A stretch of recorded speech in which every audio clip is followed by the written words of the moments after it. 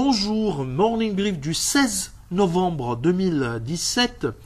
Un Mazi qui recule encore lors de la séance de mercredi et qui perd 0,27% à 8,96% depuis le 1er janvier 2017, mais dans des volumes cette fois, durant cette séance, moins soutenus que les deux premières séances de la semaine, à un peu moins de 88 millions de dirhams, dont 27,6 sur 26 millions de dirhams sur Ciment du Maroc.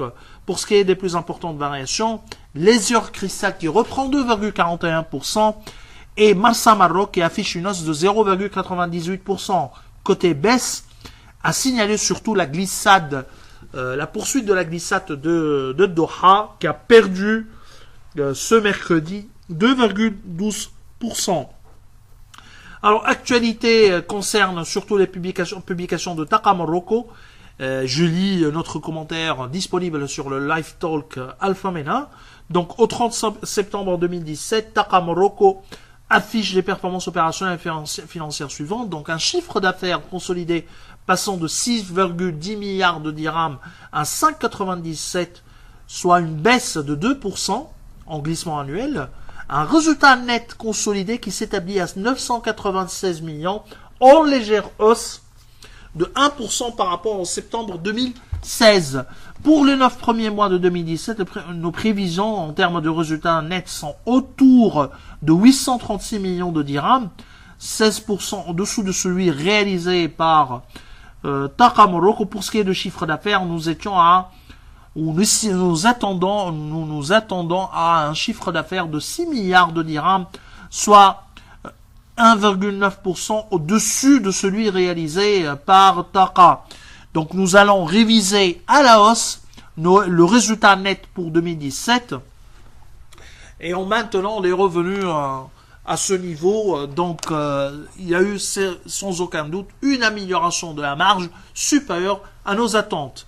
Nous sommes à un niveau à une opinion allégée. Nous sommes allégés sur Taqa avec un objectif de cours autour de 860 dirhams, soit un potentiel de 2%, un downside potentiel à la baisse de 2%.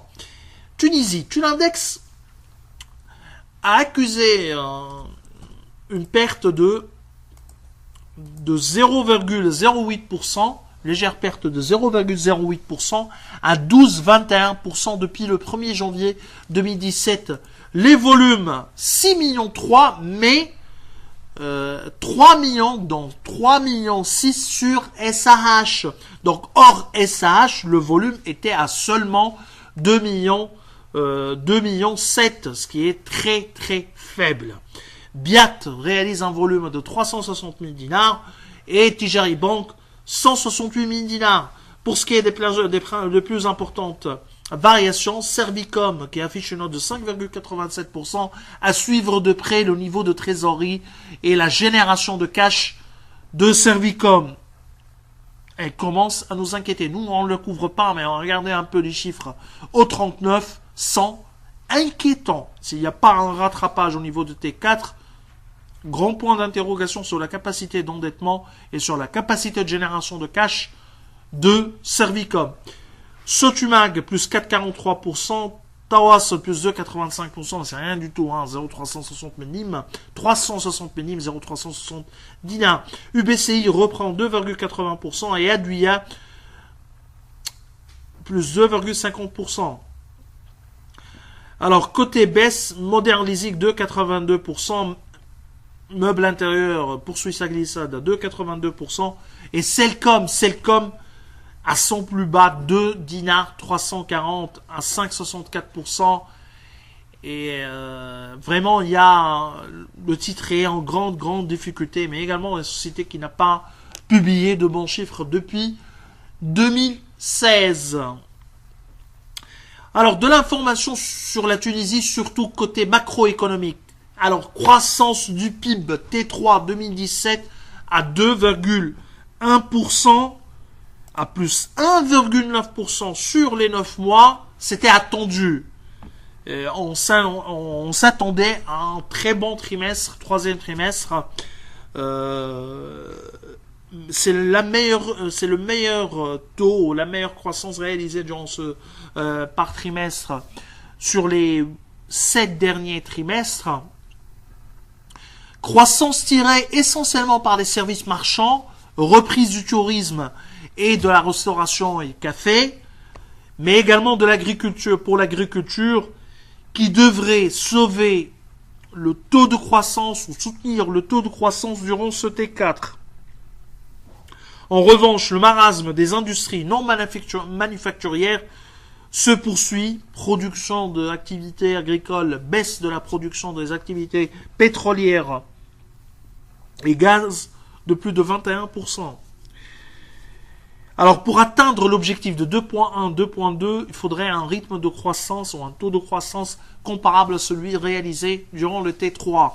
Croisons les doigts pour l'agriculture en Tunisie durant ce dernier trimestre 2017. Alors, ce taux de croissance le plus élevé réalisé durant ces derniers trimestres, les 2,1% ont créé seulement 14 000 postes d'emploi pour 16 000 nouveaux demandeurs durant ce trimestre.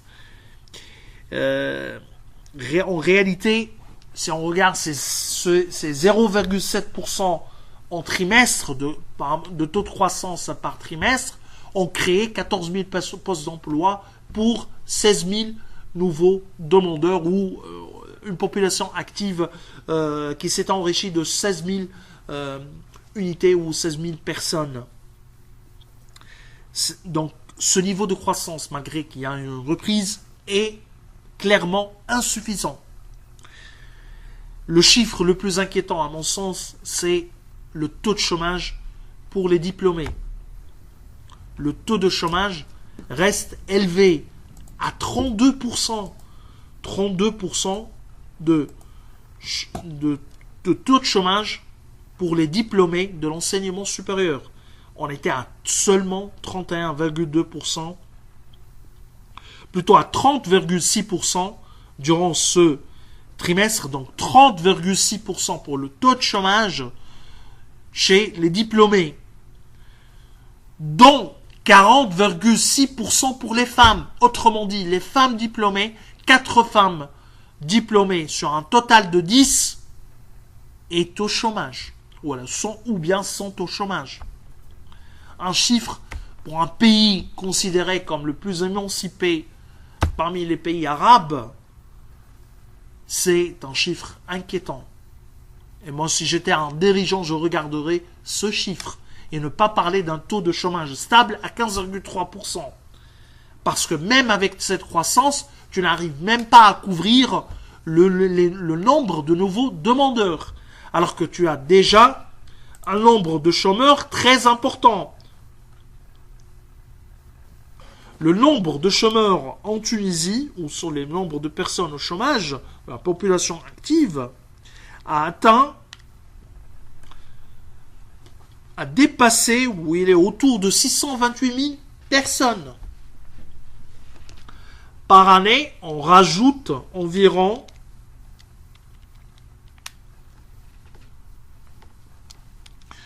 environ 31 000 ou plus de 30 000 nouveaux demandeurs. Le taux de chômage chez les femmes diplômées est inquiétant. Alors, quand même, il y a eu croissance. Je veux terminer avec une note positive. Il y a eu de la croissance, plus de 2%. C'est insuffisant, clairement, mais au moins, il y a eu de la croissance. Alors, je vous souhaite une excellente journée. Au revoir, à demain.